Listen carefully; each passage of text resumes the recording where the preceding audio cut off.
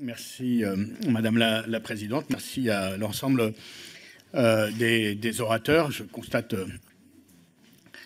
qu'entre le nombre d'interventions qui disent souscrire à l'objectif, qui sont majoritaires, et celles qui concluent à la désapprobation de notre projet, bon, je me dis qu'on avance.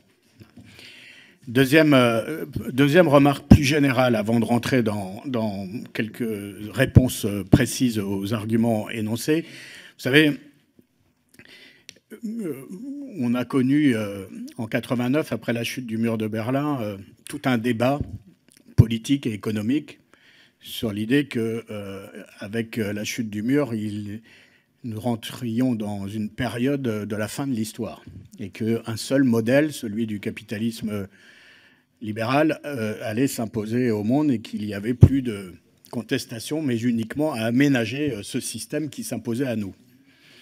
Et puis, 30 ans après, dans les vœux du président Emmanuel Macron prononcés le 1er janvier, il a eu cette phrase assez étonnante, mais comme quoi le capitalisme ultra, je le cite, je cite le président de la République, le capitalisme ultralibéral et financier allait vers sa fin. Et donc j'ai trouvé intéressant de mettre en relation les 30 ans où dans un premier temps on nous a imposé la fin de l'histoire et dans un deuxième temps on nous a dit que cette histoire qui devait s'imposer à nous et ce modèle qui était unique allait lui-même vers sa fin et que c'était une autre fin de l'histoire. Et donc, si vous voulez essayer de...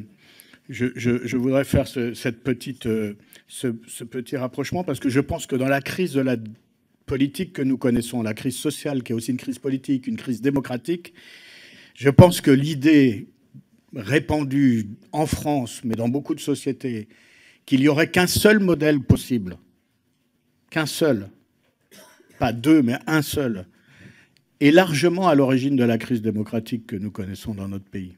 L'idée qu'on serait enfermé dans un système qu'il ne faudrait qu'adapter ou réformer à la marge. Et donc, je voulais dire ça en préambule parce que je pense qu'il est aussi de notre responsabilité de réfléchir au moment que nous vivons en essayant de se libérer des dogmes dans lesquels certains d'entre vous, peut-être moi aussi, mais en essayant de m'en libérer le plus possible, nous nous sommes enfermés, désespérant un peu plus nos concitoyens de s'intéresser à la politique qui, finalement, ne défendait qu'un seul modèle.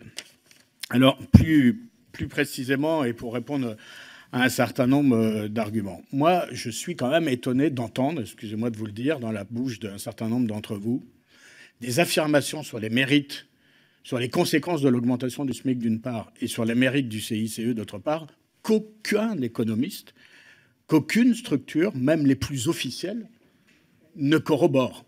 Donc moi, je veux bien qu'ici, il y ait des députés qui ont des sources que je n'ai peut-être pas eues à travers les auditions, mais je peux vous assurer, en allant même jusqu'à l'audition du ministère du Travail, le ministre du Travail, enfin du ministère du Travail, de son cabinet, pas de sa ministre, mais on nous a dit, il nous a été répondu que, bien évidemment, le CICE était un échec au regard de ses ambitions initiales, qui, je le rappelle pour quelqu'un qui l'a dit, je ne sais plus qui a dit, le CICE n'avait pas d'objectif en matière d'emploi. Je suis désolé, c'est dans son acronyme. C'est le contrat impôt, le crédit impôt, compétitivité, emploi. C'est comme ça que ça s'appelle. Voilà. Et c'est si vrai que quand il a été créé, le président du MEDEF de l'époque avait mis un pins à la boutonnière promettant 1 million d'emplois. Bon. Et donc, force est de constater, mais tout le monde le constate. Tout le monde. À commencer par l'organisme qui est rattaché auprès du Premier ministre pour en analyser les résultats, la France Stratégie, mais aussi le ministère du Travail. Enfin, voilà, donc j'invite les députés du groupe majoritaire à ne pas se faire plus royaliste que le roi. Le débat n'a pas besoin d'avoir ces excès un peu quasiment religieux sur un sujet qui lui-même, vous savez, quand même l'Église dit que c'est pas vrai, vous n'êtes pas obligé de continuer de croire, quoi. Voilà. Bon, donc c'était une remarque générale. Par rapport à ce que a dit Madame Khattabi, autre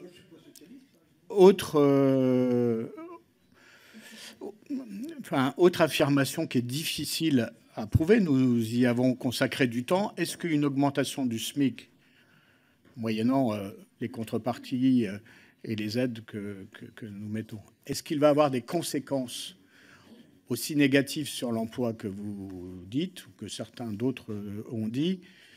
Personne aujourd'hui, parmi les économistes et parmi les Arianes, ne sont d'accord sur le sujet. Si je retiens l'étude la plus aboutie qu'on nous a livrée, qui est dans le rapport, qui est annexée au rapport, l'étude produite par Mathieu Plane pour l'OFCE, eux, ils considèrent que les conséquences sur l'emploi d'une augmentation du SMIC, dans les conditions que nous proposons dans cette loi, seraient, pour reprendre leurs termes, de l'épaisseur du trait, et qu'il est très difficile de l'évaluer. De la même façon que personne n'évalue les conséquences positives pour l'emploi d'une relance de la consommation par la relance des bas salaires, puisque chacun sait que des bas salaires qui augmentent ne vont pas ni dans les paradis fiscaux, ni dans l'épargne, ni dans la spéculation, mais vont dans la consommation. Quelle est le conséquence sur l'emploi de ce regain et de cette relance de la consommation?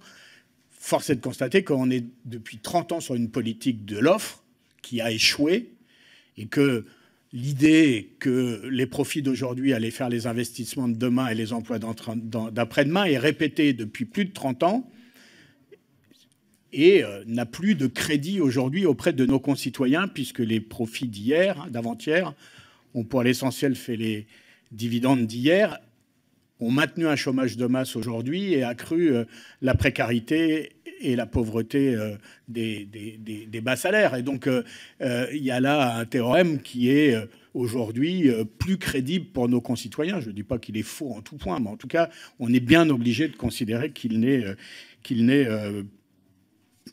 plus crédible. Petite remarque toujours sur ce qu'a dit Mme Khattabi, sur les ordonnances travail et les accords, les négociations annuelles obligatoires. Justement, les ordonnances travail prévoient qu'en cas d'accord de branche, ce soit plus annuel, mais par exemple tous les 4 ans. Donc on ne peut pas renvoyer aux négociations dans l'entreprise uniquement la question salariale. J'ajoute d'ailleurs que le mouvement des Gilets jaunes, puisqu'il est quand même en toile de fond de nos débats, le mouvement des Gilets jaunes, qui s'adresse que à l'État et pas ou peu à l'entreprise, témoigne d'une certaine manière, ça peut être rassurant momentanément pour le patronat et le MEDEF, mais je pense que sur la durée, c'est assez inquiétant, parce que ça dit quoi? Ça témoigne surtout que l'entreprise n'est plus un espace de négociation sur les salaires, et qu'il faut en faire appel à l'État en permanence, ce qui n'est pas rassurant sur la qualité du dialogue social dans notre pays et sur les relations, les relations dans le monde du travail. Alors, je voudrais ensuite dire à Stéphane Viry que je partage alors complètement l'argument qu'il a utilisé sur le fait que dans la baisse du pouvoir d'achat ou dans la stagnation du pouvoir d'achat dans notre pays, il y a bien sûr une question salariale, mais il y a aussi une question de la part des dépenses contraintes, notamment celle du logement. Je rappelle qu'une étude récente de l'OFCE, il me semble, ou de la Fondation Abbé Pierre, mais je crois que c'est de l'OFCE, dit qu'entre 1959 et aujourd'hui, on est passé d'une dépense du logement dans le revenu disponible des ménages qui était de 10% en 1959, en moyenne, hein, sur l'ensemble de la population française, à une dépense aujourd'hui contrainte du logement dans le budget des ménages qui est de 25%. Et si on prend les zones tendues, là où la tension sur le marché du logement est la plus forte, et où les salaires sont sensiblement identiques, en tout cas les bas salaires, c'est encore davantage. Par exemple, en Île-de-France, on peut atteindre fréquemment 40%. Dire à Boris Vallaud que, d'abord que j'attends toujours quel sera le vote de son groupe sur la proposition de loi, mais mais bon, ça viendra après nos débats, mais dire que sur la question du partage des richesses, on est aujourd'hui, s'agissant du CAC 40, en moyenne, sur des PDG du CAC 40 qui gagnent 119 fois plus que leurs salariés. 119 fois.